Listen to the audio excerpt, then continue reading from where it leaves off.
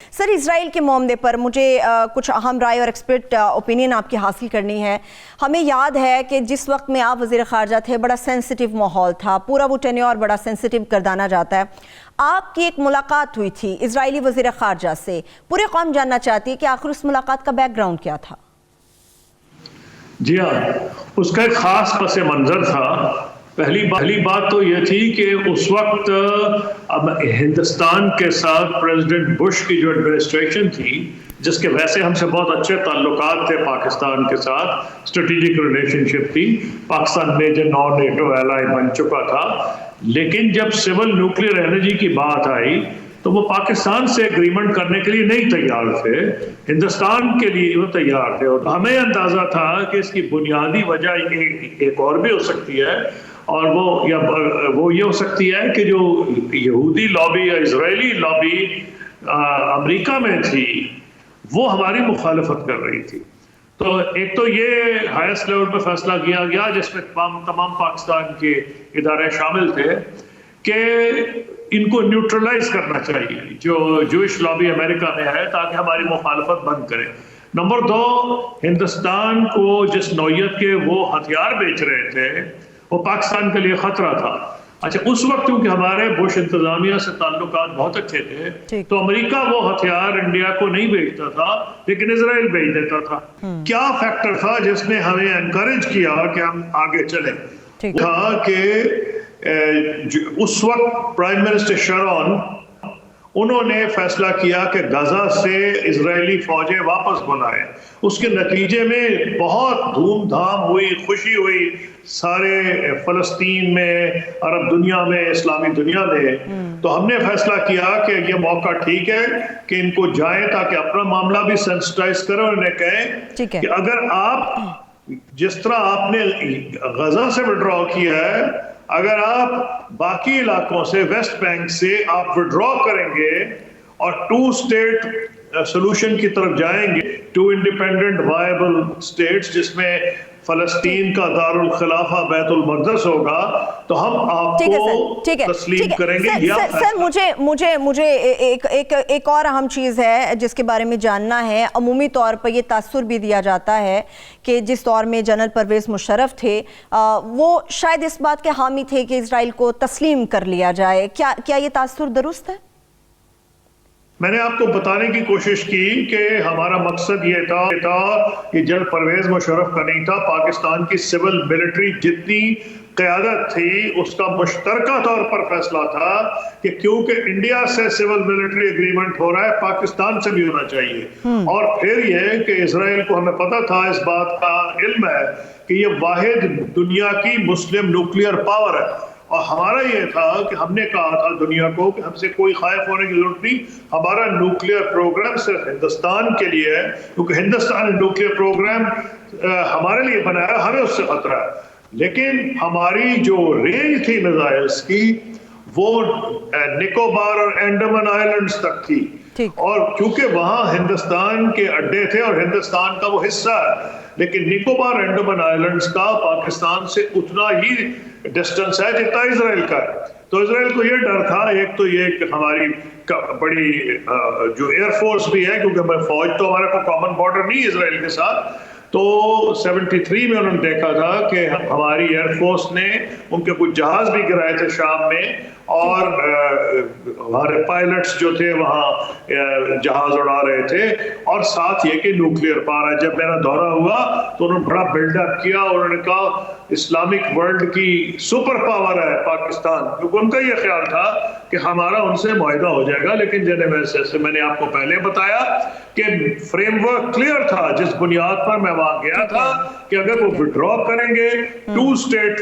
Solution آئے گا اور دارالخلافہ بیت المقدس ہوگا تو پھر ہم اس کو ایکسپٹ کریں گے، اور ہم نے ٹھکرا دی۔ انہوں نے بڑی آفرز دی تھی، انہوں نے کہا سول نیوکلیئر ہمارے ساتھ آپ ہائی ٹیکنالوجی کے اگریمنٹس کر لیں جس میں نینو ٹیکنالوجی، اور بہت، کیونکہ میں انجینئر نہیں ہوں لیکن انہوں نے جو ہمیں کہا، سائنٹسٹ جو ہمارے ایڈوائزرز تھے ان کا بہت بڑی آفر تھی ساتھ انہوں نے کہا کہ آپ ایگریکلچر زراعت کے پیشے آپ کے لوگ ہیں 70% جو اس میں انوالوڈ ہے زراعت میں, اور انہوں نے کمال کر دیا تھا ایگریکلچر میں. ایک بنیادی طور پر وہاں تو ساری ریت ہی ریت تھی, تو انہوں نے اس کو جنگل میں منگل. سر مجھے بتائیے, سر مجھے یہ بھی بتائیے, اب ذرا حالیہ سچویشن کے اوپر آتے ہیں. کچھ ایسی بھی اطلاعات تھیں کہ شاید اسٹیبلشمنٹ کے اندر کچھ چند ایسے لوگ موجود تھے جن کی اس چیز کے لیے حمایت تھی کہ ہمیں اسرائیل کو ایک ریاست کے طور پہ تسلیم کر لینا چاہیے. مگر اس کے ساتھ ساتھ مجھے یہ بھی بتائیے گا کہ کیا پاکستان کو آپ سمجھتے ہیں کہ اسرائیل کو بطور ریاست تسلیم کر لینا چاہیے, قبول کر لینا چاہیے؟ دیکھیے, ان کا ایک ہی جواب ہے. پہلی بات یہ ہے کہ فائدہ تو اس وقت بھی تھا پاکستان کو, میں نے آپ کو بتا دیا ہے کہ جی ہم سے وہ ہائی ٹیکنالوجی, پھر ایگریکلچر میں ٹیکنالوجی, پھر ہمیں یہ ڈر ہے کہ جب بھی بھارت سے ہماری کانفرنٹیشن ہوتی ہے وہ ہمیں یہ ڈر ہوتا ہے کہ یہ ان کے ساتھ مل کے وہ حملہ ہی کریں گے. بلکہ میں ابھی فورن منسٹر نہیں تھا تو مجھے بھیجا گیا تھا جب انڈیا نے نیوکلیئر اپنے ٹیسٹ کیے, اور مجھے بتایا گیا تھا کہ اسرائیل اور انڈیا مل کے پاکستان کے نیوکلیئر ایسٹس پہ حملہ کرنے کا پلان بنا رہے ہیں. اور میں نے جا کے پیرس میں ان کی گورنمنٹ کو بتا دیا تھا, کیونکہ پیرس اس وقت پیرس میں موجود تھا, اور کیونکہ فرانس P5 کا یعنی سیکورٹی کونسل کا ممبر ہے, تو میں نے فرانس کو بتایا تھا کہ اگر آپ نے یہ کیا, بتا دیں آپ اسرائیل کو اور انڈیا کو کہ ہمارے ہوائی جہاز F-16 زمین پہ نہیں آئیں گے. 5-6 دن سے وہ ہوا میں ہیں, ایک ختم ہوتا ہے اس کا ایندھن, اس کا تیل, تو دوسرا اڑ جاتا ہے. ہم بھی ٹرم بے پہ جو ان کا نیوکلیئر ان کی فیسلٹیز ہیں, اگر انہوں نے کہوٹا پہ حملہ کیا تو ہم ٹرم بے پہ حملہ کریں گے. تو مقصد یہ تھا کہ اسرائیل انڈیا کا ایک پارٹنر بھی بن سکتا ہے, تو اس کو نیوٹرلائز بھی کیا جا سکتا ہے, لیکن کوئی کام نہیں ہو سکتا. میں آپ کو اگزامپل بتاتا ہوں. جب کشمیر کے اوپر ہم ہندوستان سے بیک چینل پہ بات چیت کر رہے تھے, جس میں اتنی پروگرس ہوئی تھی کہ مسئلہ کشمیر کے حل کے قریب تھے, اس وقت میں نے 3 سال پبلک اوپینین کو سینسیٹائز کیا, کیونکہ ڈر یہ تھا کہ اگر آنن فانن ہم نے اعلان کر دیا اور لوگوں کو نہ بتایا تو پبلک شوق میں آئے گی اور ریجیکٹ کر دے گی. ٹھیک ہے, بہت شکریہ سر, تھینک یو سو مچ سر, بہت شکریہ. آپ کے قیمتی وقت کا. سابق وزیر خارجہ خورشید محمود قصوری صاحب ہمارے ساتھ موجود ہیں. ہارون صاحب, اس سے پہلے آپ بھی کہہ رہے تھے کہ قصوری صاحب سے آپ کی بھی ذاتی حیثیت میں بات چیت ہوئی ہے, مگر میں ان کی گفتگو سے جتنی بھی چیزیں سمجھ سکی ہوں ہارون صاحب, اس میں تو تب بھی فائدے کی بات کی جا رہی تھی. ایسا محسوس ہوتا ہے کہ فائدہ آج بھی, اگر اسے ایک ریاست کے طور پہ تسلیم کرتے ہیں, آفرز تو بہت ہوں گی, تو پاکستان ایسی صورت میں کیا کرے گا؟ گزارش یہ ہے کہ اس وقت بھی وہ دھوکہ دے رہے تھے, اب بھی دھوکہ دے رہے ہیں. وہ غزہ سے فوج ہٹا لی تھی, تو پھر وہ غزہ میں فوج واپس کیوں بھیج دی, اور وہاں کیوں اپنا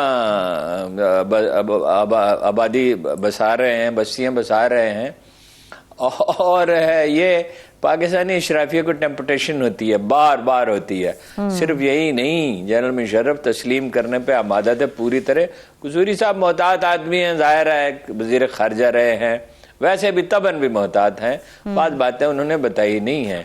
جنرل مشرف تسلیم کرنے پہ آمادہ تھے, وہ گئے, جو یہودیوں کی سب سے بڑی تنظیم ہے وہاں پہ, صہیونیوں کے, بلکہ امریکہ میں, انہوں نے جنرل مشرف کو دعوت دی, انہوں نے اس سے خطاب کیا, کھڑے ہو کے وہ بہت دیر تک اسٹینڈنگ اویشن جسے کہتے ہیں, تالیاں بجاتے رہے.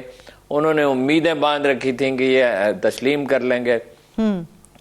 اور جب یہاں آئے انہوں نے جائزہ لیا, اور قصوری صاحب فرما رہے ہیں ان کا ایک حسن زن ہے. اب اس پہ کیا عرض کریں کہ سول گورنمنٹ بھی اس میں شریک تھی. کون سی سول گورنمنٹ تھی اس وقت؟ کوئی تھی سول گورنمنٹ؟ کون تھا اس وقت وزیر اعظم, آپ کو یاد ہے؟ وہ ایک صاحب جو بینکر تھے, جن کو لوگ, جن کا نام بھی بھول چکے, مجھے بھی نہیں یاد آ رہا.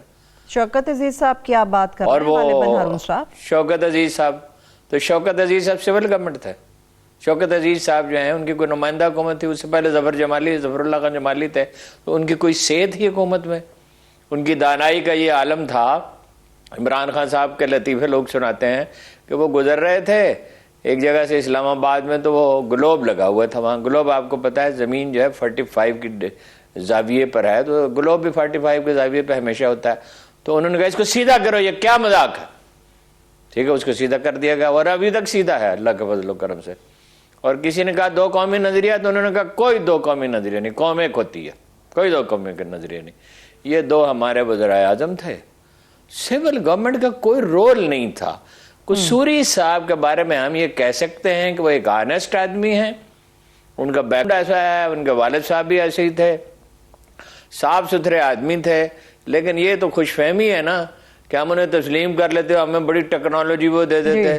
وہ پر ٹیکنالوجی کل بھی عرض کیا تھا، ابزارب کرنے کی صلاحیت کہاں 16ویں 17ویں صدی کی ہے، اور وہ ٹیکنالوجی دنیا میں اور کہیں سے نہیں مل سکتی۔